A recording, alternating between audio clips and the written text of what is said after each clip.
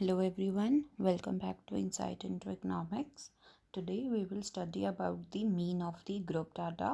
पिछली वीडियो में हमने अनग्रुप डाटा का मीन देखा था और आज हम ग्रुप डाटा का मीन देखेंगे. ग्रुप डाटा में दो तरह की सीरीज होती है. First is the discrete series. Discrete series का मीन क्या होता है? Mean is equals to sigma F X divided by sigma F, जहाँ पे f जो होती है वो फ्रीक्वेंसी होती है एंड x जो होती है वो वैल्यू होती है. एग्जाम्पल लेते हैं. सपोज x मान लेते हैं कि marks obtained in a test और फ्रीक्वेंसी क्या है कि नंबर ऑफ़ स्टूडेंट्स जिनके इतने इतने मार्क्स आए हैं. मीन निकालने के लिए हम क्या करेंगे? x इंटू एफ, एक नया कॉलम बन जाएगा x f का. तो हम क्या करेंगे? x को मल्टीप्लाई करेंगे f से. 10 इंटू 6 60, 20 इंटू 5 100, 30 इंटू 11 330. ऐसे ही सारी वैल्यूज़ आ जाएंगी. उसके बाद हम एक्स एफ को ऐड करेंगे. ऐड करके आएगा 850. उसके बाद हम मीन कैसे निकालेंगे? मीन विल बी 850 और फ्रीक्वेंसीज क्या है? नंबर ऑफ़ स्टूडेंट्स है total 30. 850 divided by 30 which will be equal to 28.3. This is the mean marks of the class. This is the direct method. जैसे कि हमने ग्रुप डाटा में डायरेक्ट और assumed mean किया था, वैसे ही इसमें तीन मेथड होते हैं. पहला हमने किया डायरेक्ट, दूसरा होता है अज्यूम्ड मीन. अज्यूम्ड मीन में क्या होगा कि जो मीन होगा वो क्या होगा? Assumed mean plus sigma F D. जैसे कि अनग्रुप डाटा में था एफ, सिंपल एफ नहीं था, सिंपल डी था और नीचे एन था. इसमें सिर्फ फ्रीक्वेंसी ऐड हो जाती है. D is the deviation from the assumed mean. Assumed mean अगर हम मान लेते हैं 30 है, तो अब क्या निकालेंगे? हम पहले डी निकालेंगे, that is X minus A. X minus A क्या हो जाएगा हमारा? 30. 10 में से 30 को माइनस किया तो माइनस 20, माइनस 10 0 10 20. अब हम क्या करेंगे? इसको f से मल्टीप्लाई कर देंगे. F D would be minus 20 into 6, that is minus 120, minus 10 into 5 minus 50, 0 40 80. और फिर इनका टोटल करेंगे. इनका टोटल आएगा माइनस 100, क्योंकि ये क्या है?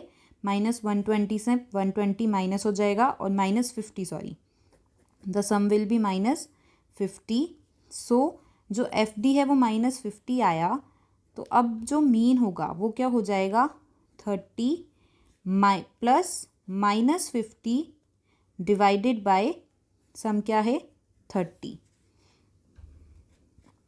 इसकी वैल्यू क्या आ जाएगी? 30 minus 50 by 30 which will be 28.3.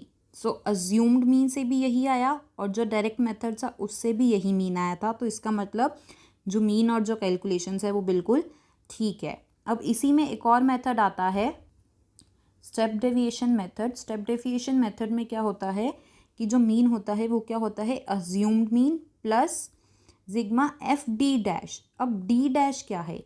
D dash वो वैल्यू होती है जब हम जो डेविएशंस निकालते हैं हम एक्स में से अज्यूम्ड मीन माइनस करके जो डेविएशन आती है उसको जब हम किसी कॉमन फैक्टर आई से डिवाइड कर देते हैं to simplify the calculations. That is the step deviation method. Step deviation में कैलकुलेशन को सिंप्लीफाई करने के लिए हम क्या करते हैं? किसी एक कॉमन फैक्टर से जो डेविएशंस होती हैं उसको डिवाइड कर देते हैं. उसके बाद हम एफ डी डैश सेम होता है कि फ्रीक्वेंसी से मल्टीप्लाई करेंगे और फिर सम से डिवाइड करेंगे. क्योंकि हमने आई से डिवाइड किया तो यहाँ पे हम आई से मल्टीप्लाई भी कर देंगे. एंड में जो हमारी टेबल की कैलकुलेशन है वो इजी हो जाएगी. एंड में एक ही नंबर को किसी एक कॉमन फैक्टर से मल्टीप्लाई करना वुड बी इजी. अभी तो जो एग्जांपल ले रहे हैं वो हम पहले वाला ही ले रहे हैं, वो बहुत इजी है. बट ये जो स्टेप डेविएशन मेथड है ये कभी कभी कैलकुलेशंस को काफ़ी ईजी कर देता है. फॉर एग्जाम्पल अभी तो हम ईजी वाला एग्जाम्पल लेते हैं. अभी तो हम पहले वाला एग्जाम्पल ही लेते हैं जिसमें x की ये वैल्यूज़ हैं, f की ये वैल्यूज़ है. अज्यूम्ड मीन हमने 30 माना है तो हम डेविएशन निकाल लेंगे x minus A which would be again -20, -10, 0, 10, 20. अब हम क्या करेंगे, डी डैश निकालने के लिए डी को आई से डिवाइड कर देंगे, और आई हमने ले लिया क्योंकि यहाँ पे कॉमन फैक्टर 10 था, तो आई हमने ले लिया 10। तो अब डी डैश की क्या वैल्यूज़ हो जाएंगी, -2, -1, 0, 1, 2।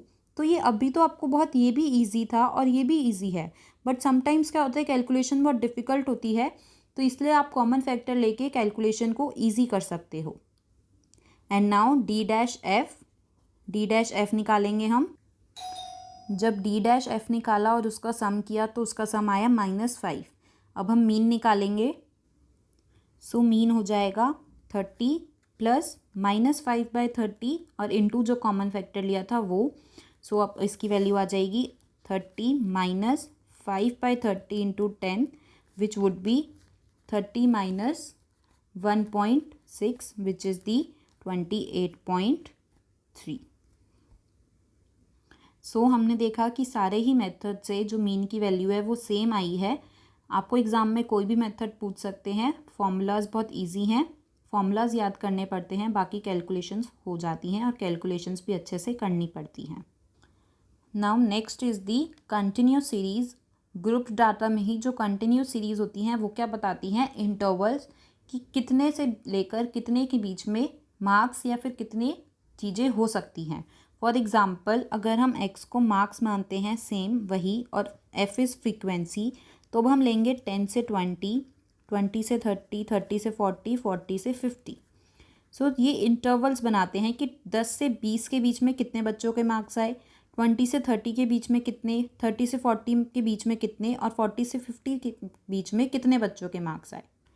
कंटिन्यूस सीरीज़ में कैलकुलेशन करने के लिए, क्योंकि ये इंटरवल्स हैं, हम सिंपली XF मल्टीप्लाई नहीं कर सकते, तो हम क्या निकालते हैं, मिड वैल्यूज़ निकालते हैं। मिड वैल्यूज़ की क्या फॉर्मूला होता है, upper interval plus lower value divided by 2।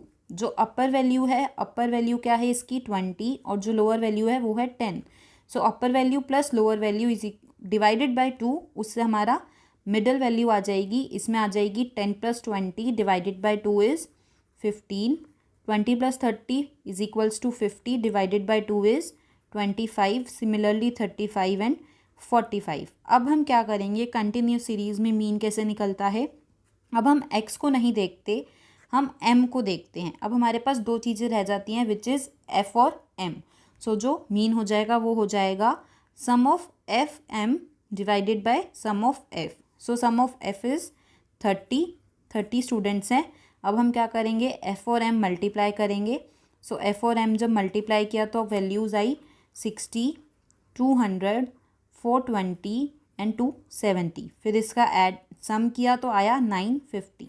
So mean would be 950 divided by 30 which is equals to 31.66।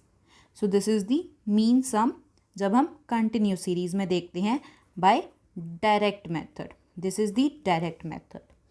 Now next second is the shortcut method. जो कंटिन्यूस सीरीज़ है और जो डिस्क्रीट सीरीज़ है उसमें सब कुछ सेम रहता है, बस डिस्क्रीट सीरीज़ में हमारे पास x होता है और कंटिन्यूस सीरीज़ में वही चीज़ m बन जाती है। सो अज्यूम्ड मीन क्या होगा, अज्यूम्ड मीन मेथड से मीन क्या होगा, assumed mean plus sigma d upon sigma f। Formula same है, बस g की वैल्यू चेंज हो जाएगी। जो डेविएशन आएंगी अब वो कहाँ से आएंगी, मिडल वैल्यूज से। सो इसलिए x माइनस a की जगह हो जाएगा m माइनस a।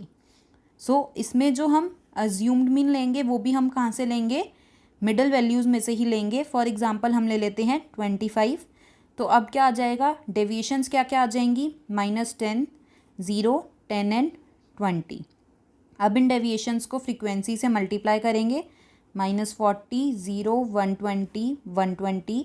अब इनका सम करेंगे तो 200। सो फॉर्मूला वही है, बस d की वैल्यू चेंज हो गई क्योंकि इसमें हम क्या ले रहे हैं, मिडल वैल्यूज़ ले रहे हैं। हमने मिडल वैल्यूज़ को ही x कंसीडर कर लिया है। सो अब जो मीन हो जाएगा वो क्या हो जाएगा, 25 प्लस 200 डिवाइडेड बाय 30। जो फ्रीक्वेंसीज़ हैं वो 30 हैं। सो अब क्या हो जाएगा इसका मीन, इसकी वैल्यू आ जाएगी 31.66, जो कि हमारी डायरेक्ट मेथड से आई थी, वही अब हमारी अज्यूम्ड मीन या फिर शॉर्टकट मेथड से आ गई।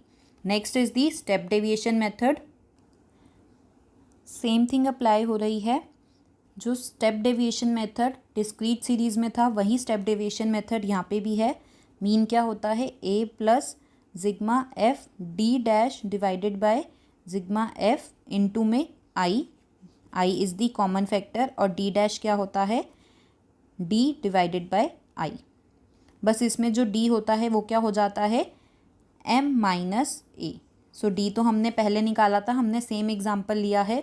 सो d हमने जो शॉर्टकट मेथड था उसमें निकाला था। अब इस d को हम डिवाइड कर देंगे i से और d डैश आ जाएगा। d को हमने 10 से डिवाइड किया, i की वैल्यू हमने 10 ली क्योंकि 10 कॉमन फैक्टर था। सो -1 0 1 एंड 2। अब d डैश f करेंगे तो आ जाएगा -4 0 12 एंड 12। सो अब इसकी वैल्यू क्या आ जाएगी, इसका जब सम करेंगे तो आ जाएगा 20।